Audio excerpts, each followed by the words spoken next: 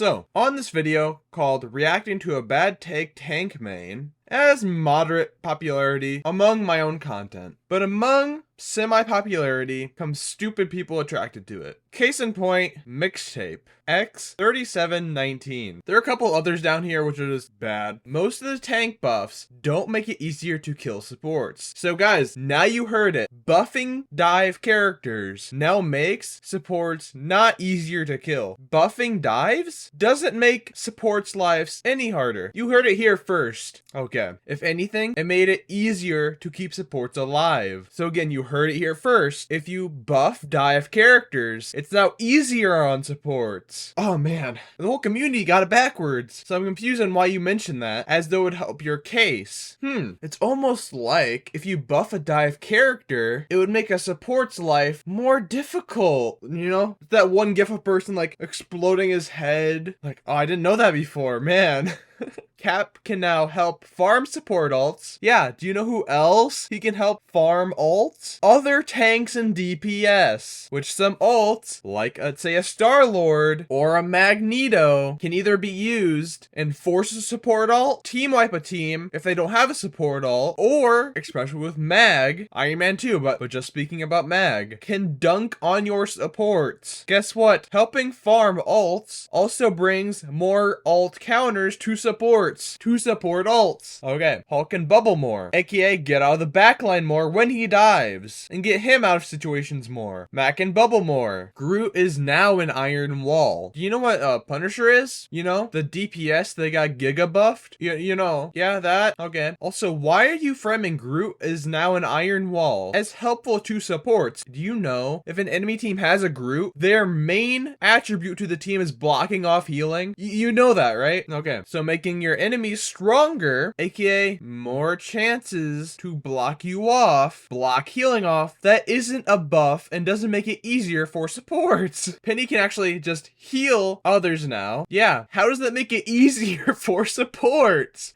Like your main point, you dumbass. I even made it a point in my reaction to the buffs that it wasn't needed, that it just makes her stronger and more annoying of what she already does good. On defense, she's even more annoying and even more hard to stop, especially if you have bad DPS who don't target the nests. Which, by the way, if you're stuck in that situation, on attack and a Penny's on defense, supports are being held back. They can't do anything to get rid of the nest unless they want their team to fall. Because guess what? The enemy team is still attacking. They won't take a break for your supports to destroy the nest. So supports are in pretty much a purgatory in your back line until someone does something. And you can't say just ult in, because guess what? Penny mines can blow up an ult. And Thing, I guess, is able to kill and protect more. There's many levels to this, is why this is so stupid. I think it was a 20% vulnerability to anyone he jumps on the enemy team. Do you know what that means? More damage. More damage, which the supports need to keep up with. And if they don't, someone will die. So supports working harder, you have now phrased that as it's now easier for supports. Hey supports, I'm making your lives more difficult, alright? But it's easier for you now, alright? You need to heal a teammate way more and pocket them just to keep them alive because a giant boulder jumped at them. But it's easier for you, okay? The DPS buffs are all inconsistent, like some are way overtuned like Hawkeye, and some don't matter. A buff is a buff. It's not like all DPS got one buff. They got multiple in a row this patch, I think except for Phoenix. Hawkeye, I think, has had 16 buffs in the entire Marvel Rivals history with only 7 nerfs. Hella in a similar boat. Same with Punisher. I'm gonna make that a video too, just laying that all out. My main point was that strong DPS are getting stronger, and that strong characters are getting buffed when they don't need to. But you only put in Hawkeye as a name and say, some don't matter. Fantastic didn't get more damage. Hey, do you know what's also in this kit? Non-damaging moves. That's like giving Loki infinite teleports and saying, hey, they didn't get more healing. Sticking with Loki is like, oh, Loki gets ult pretty much instantly now, but he can't copy support ults. He can do like 24/7 Emma ults, 24/7 Iron Man ults, 24/7 any damage ult. Hey, at least he didn't get more healing. Squirrel Girl just got her previous nerf reverted and she's still mid. Do you know what that also means? Her previous nerf reverted? A buff. And it doesn't matter if she's mid, which is debatable. hated heavily in the community. I would put her above that just because of her ease. And in some maps, her ult can be used nearly every single push point, depending on the map. The angles, if you know them, can absolutely destroy a whole configuration of a team. Spider-Man is actually dog for how difficult he is to play. Huh. You know, this character right here, you know, in a multiplayer game with various characters, yeah, there's some harder than the rest.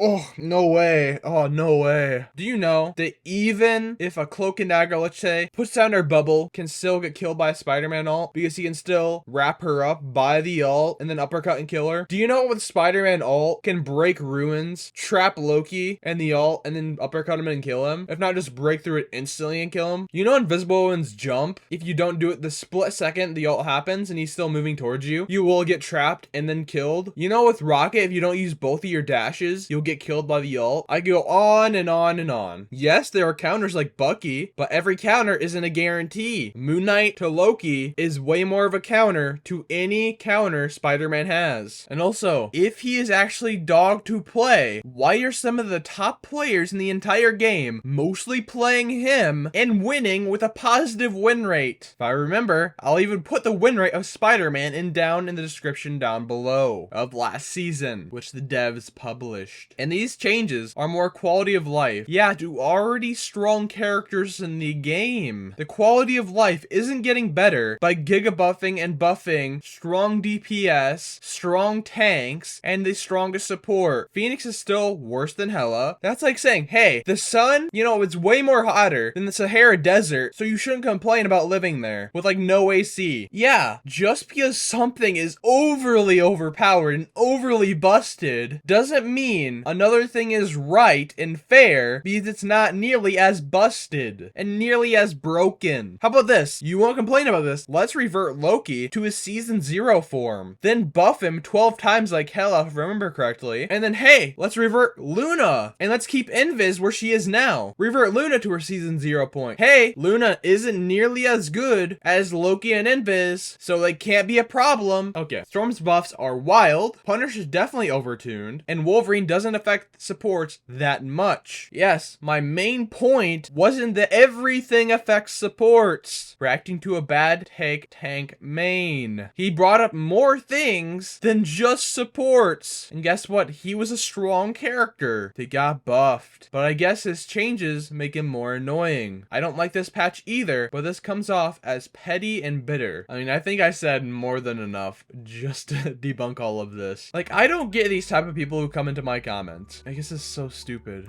Hope you guys enjoyed this video, and I'll see you guys next time. See ya.